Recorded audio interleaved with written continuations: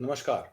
News time 5 PM में आप सबका स्वागत है। जैसे कि आप देख सकते हैं, आज हम चर्चा करेंगे गश्ती समझौते की घोषणा के समय सेना क्यों दृष्ट से गायब थी। अभी आपने देखा ब्रिक्स समिट में इंडो चाइना का एक एग्रीमेंट हुआ जिसमें ये कहा गया कि जो पेट्रोलिंग पॉइंट्स 2020 में तय कर लिए गए थे, उसी में बफर जोन बनाकर भारत और चाइना अपने-अपने इलाके में पेट्रोल कर सकते हैं। हालाँकि मैं दर्शकों को बता दूँ कि 1959 के समझौते की एलएसी की मैं बात नहीं कर रहा हूँ। 2020 में जब चाइना अपना बेल्ट रोड इनिशिएटिव में पाकिस्तान ऑक्यूपाइड कश्मीर से गवादर पोर्ट की जब सड़क बना रहा था, तो उस समय हमारी 4000 किलोमीटर सड़क का अतिक्रमण जो चाइना ने कर लिया था, जिस पे ये सारा इनिशिएटिव हो रहा था। और उसके बाद जिस तरीके से गलवान वैली में ले लीजिए, देप्सांग में ले लीजिए, अरुणाचल में किस तरीके से सैटेलाइट इमेजेस के थ्रू हमें पता लगा कि गाँव बना दिए गए हैं। और तमाम सैटेलाइट दृश्यों से ये क्लियर हो रहा था कि 4000 किलोमीटर वर्ग क्षेत्र जो है हमारा, चाइना के पास चला गया है। और उसके बाद जो हमारे सैनिकों की झड़प वहाँ पर चाइना के सैनिकों के साथ हुई, तो ऐसा माना जा रहा था कि सेना को बायलैटरल मीटिंग में शामिल किया जाएगा, जिससे ये तय हो जाएगा कि पेट्रोलिंग के क्या निर्देश रहेंगे, क्या शर्तें रहेंगी। और जो प्री 2019 जब अजीत डोवाल साहब हमारे जो नेशनल सिक्योरिटी एडवाइजर हैं, 2019 दिसंबर में जब अपने चाइनीज काउंटर पार्ट को मिले थे, तो उसके बाद जब ये सब हुआ, तो क्या प्री 2019 पोजीशन पे पेट्रोलिंग होगी या जो बफर जोन इंडिया की धरती पे बना दिया गया है वही मान्य होगा। इन सबको लेकर बहुत सारे सवाल हैं। जब ये सवाल और लोगों से पूछे जाते हैं, जब भारतीय जनता पार्टी के नेताओं से पूछे जाते हैं, तो वो कहते हैं हमें किसी बायलैटरल एग्रीमेंट या किसी एग्रीमेंट या ट्रीटी की कोई नॉलेज नहीं है। ये कागज किसने साइन किया, कब किया? क्या 29 अगस्त को जब external affairs minister S Jaishankar जब गए थे अपने चाइनीज काउंटर पार्ट को मिलने, तो क्या इसकी चर्चा तब हुई थी? या ब्रिक्स समिट से पहले जब प्रधानमंत्री मोदी गए थे यहाँ से, तो उसके पहले जब मीडिया में ये प्रकाशित की गई खबर, तब क्या तब वो एग्रीमेंट साइन हुआ था?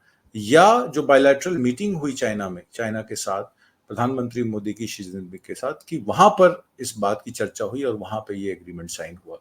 इस बात पे अभी सरकार ने कोई क्लैरिफिकेशन नहीं दी है। भारतीय विदेश सचिव विक्रम मिस्री ने 21 अक्टूबर को घोषणा जरूर की थी कि भारत और चीन वास्तविक नियंत्रण रेखा पर गश्त व्यवस्था पर एक समझौते तक पहुंच चुके हैं, जिसमें 2020 के इन क्षेत्रों में चीनी अतिक्रमण के बाद उत्पन्न मुद्दों को समाधान हो जाएगा। उन्होंने समाधान की बात की। ये सवाल अभी भी स्पष्ट होना बाकी है कि क्या विक्टन विवाद के सभी मौजूदा क्षेत्रों को कवर करेगा, जहां दोनों पक्षों की ओर से गश्त रोक दी गई थी। तो इस पर सवालिया चिन्ह लग गया है। जहां गश्त रुकी थी, क्या वहां गश्त रिवाइज होगी या नए इलाके में होगी? क्या नया एलएसी बना दिया गया है इस देश में? ये इस पर सवाल खड़े हो जाते हैं, जिसमें पूर्वी लद्दाख से डेमचौक और देप्सांग के तथाकथित विरासत विवाद मामला शामिल है, जिसमें केवल वे क्षेत्र जो 2020 के विवाद में आ गए थे। मिस्री और जो आपके एक्सटर्नल अफेयर सेक्रेटरी हैं और विदेश मंत्री एस जयशंकर, जिन्होंने कुछ घंटों बाद एक अन्य कार्यक्रम में बात की, दोनों इन दोनों क्षेत्रों पर सीधे सवाल पर जवाब देने से हिचकिचा रहे थे। बार-बार 2020 का परिणाम का वर्ष बता रहे थे। तो सवाल ये खड़ा हो जाता है कि सेना को कॉन्फिडेंस में क्यों नहीं लिया गया? किन क्षेत्रों की बात हो रही है? 2020 से पहले जो क्षेत्र पे, जैसे पैंगोंग पे, फिंगर 8 पे, गलवान वैली में, डेप्सांग में, जहां हमारी सेना की टुकड़ियां थीं, जहां पे हमारे वहां पे कैंप लगे हुए थे, जहां हमारे बफर जोन, जहां हमारे वहां पे लगे हुए थे, क्या वो सारी चीजें यथास्थिति में आ जाएंगी या हमें कोई नया अरेंजमेंट देखना पड़ेगा? ये जो चीजें निकल के नहीं आ रही हैं, इसके कई कारण हैं।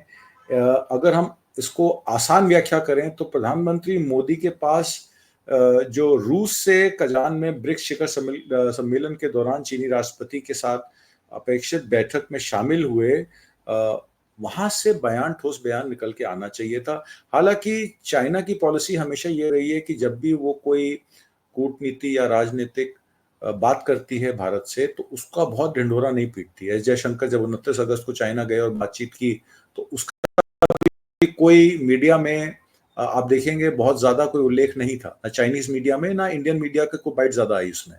तो चाइना जो है वो शांत होकर काम करता है, जबकि हमारे यहाँ कोई भी राजनीतिक कूटनीति की जाती है तो ऐसा बताया जाता है कि बहुत बड़ा हमने कोई एक तीर मार लिया है, या प्रधानमंत्री जो है हमारे विश्व गुरु हैं वो जाते हैं जब, तो इसराइल की वॉर भी रुकवा देते हैं, रशिया यूक्रेन की वॉर भी रुकवा देते हैं, ऐसे बहुत सारे मामले आते हैं।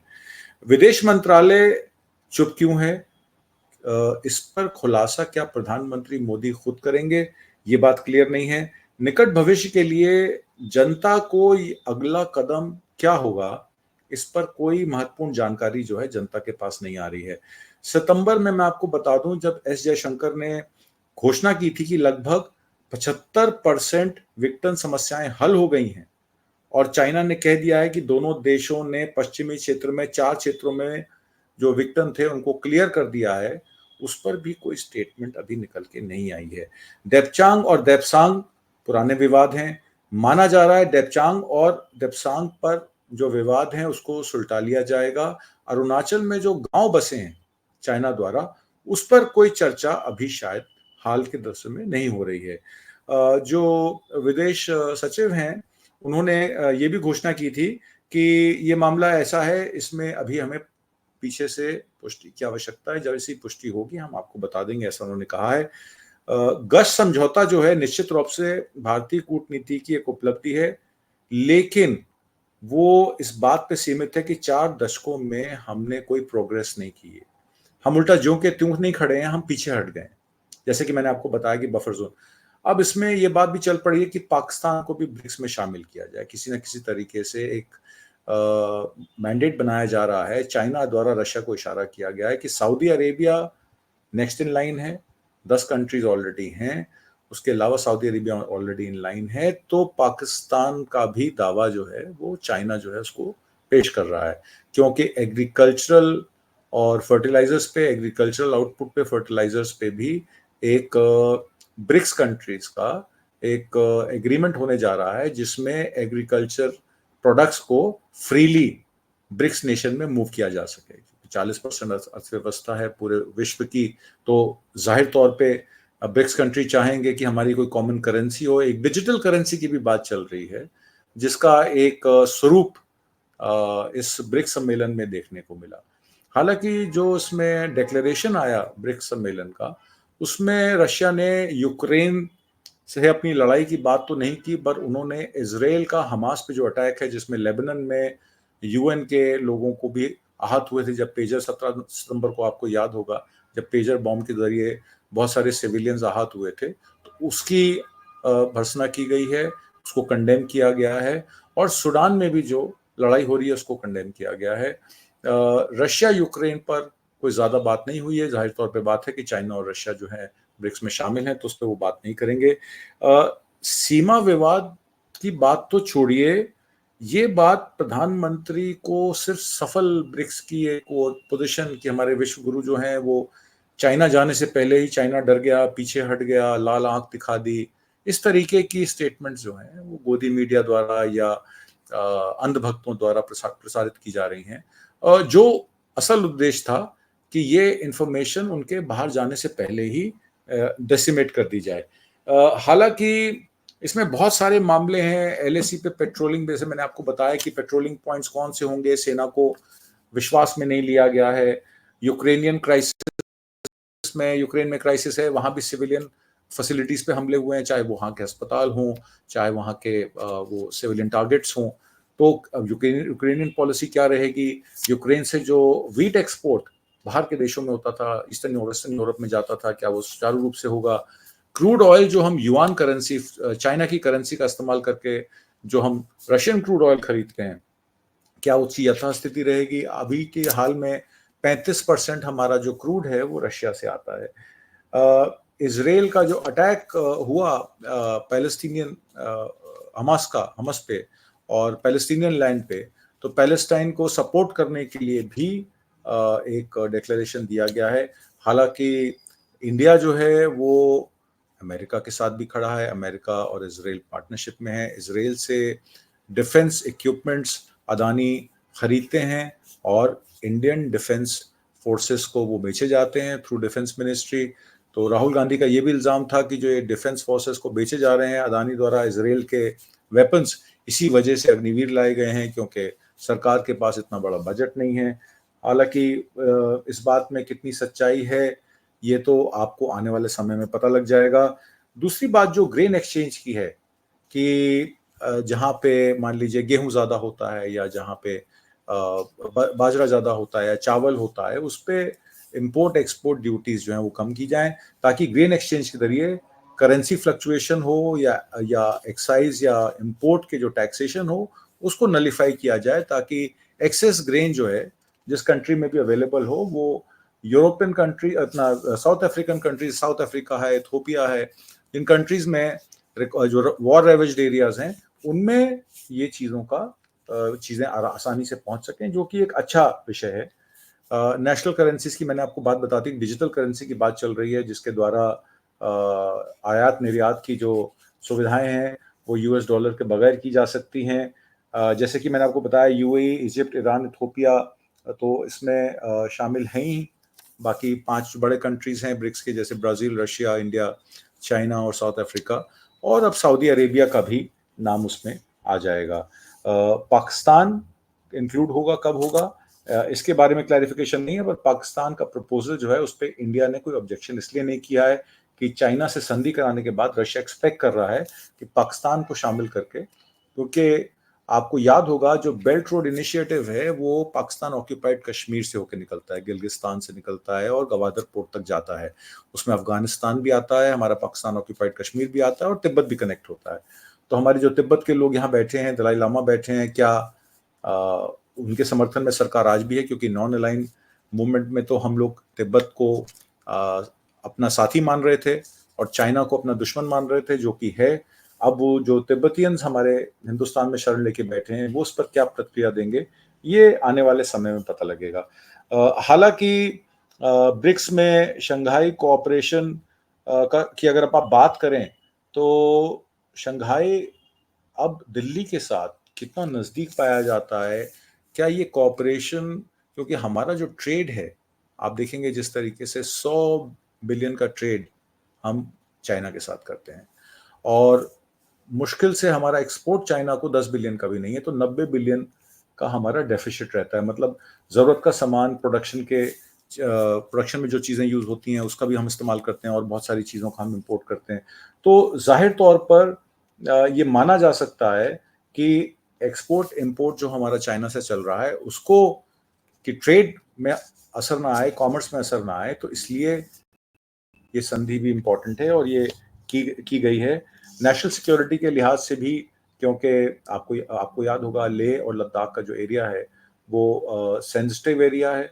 पाकिस्तान से एक तरफ हम लगते हैं, दूसरी तरफ से हम अफगानिस्तान और चाइना के बॉर्डर से भी लगते हैं, तो ये हमारी नेशनल सिक्योरिटी के लिए भी ज़रूरी है। तो जाहिर तौर पर अगर आर्मी को इसमें इन्वॉल्व किया जाता तो शायद ये और पुख्ता होता। जैसे कि मैंने आपको बताया जो एग्जिस्टिंग देपचांग और डेमसॉक का एरिया है, गोगरा हॉट स्प्रिंग्स हैं, पैंगोंग लेक में फिंगर 8 का मामला है, लद्दाख का मामला है और लेह के कुछ पार्ट्स का मामला है जिसमें पर्यावरण का, संस्कृति का और वहाँ के जो लोकल बाशिंदे हैं उनकी सेफ गार्ड के लिए, और आर्मी को भी, क्योंकि अब आपको पता है जब विंटर्स आती हैं तो चूंकि वो हाई ऑल्टीट्यूड में बैठे हैं, विंटर्स में वैसे भी थोड़ा थोड़ा जो है वो डीएस्केलेशन होता है, लोग दोनों तरफ से पीछे हटते हैं, पर आधिकारिक तौर पर डीएस्केलेशन की कोई बात नहीं की गई है। क्या ये गारंटी है कि जब विंटर्स खत्म हो जाएंगे, जब सर्दियां खत्म हो जाएंगी, तो क्या फरवरी, मार्च, अप्रैल में दोबारा से ये एस्केलेशन नहीं बढ़ेगी? इस पर कोई बातचीत नहीं हो रही है। और जो हमारे सोल्जर्स, क्योंकि आपको पता है कि एलएसी पर हम लोग बारूद या बंदूकें या बम नहीं दागते हैं, तो जिस तरीके से हमारे 20 जवान वहाँ पे लड़ते लड़ते जिस तरीके से आपने देखा, क्या उनको, उनके मद्देनजर हमारा दायित्व नहीं बनता था कि जो शहादतें हमारे सेना के जवानों ने दी हैं उस सेना को भी अगर हम लूप में रखते या सेना से भी बात करके रखते और सेना के अधिकारियों को भी इस चीज में शामिल करते तो बेहतर नहीं रहता। और आखिर में जो अल्पकालीन इसके जो फायदे हैं वो तो मोदी जी को किस तरीके से एक विश्व गुरु के रूप में दिखाई देंगे, पेश कर देंगे, बता देंगे कि ये तो जी मोदी जी ने एक बहुत बड़ा, कि देखिए अमेरिका जाते हैं तो अमेरिका के साथ क्वाड 4 में वो चाइना को रोकने की बात करते हैं।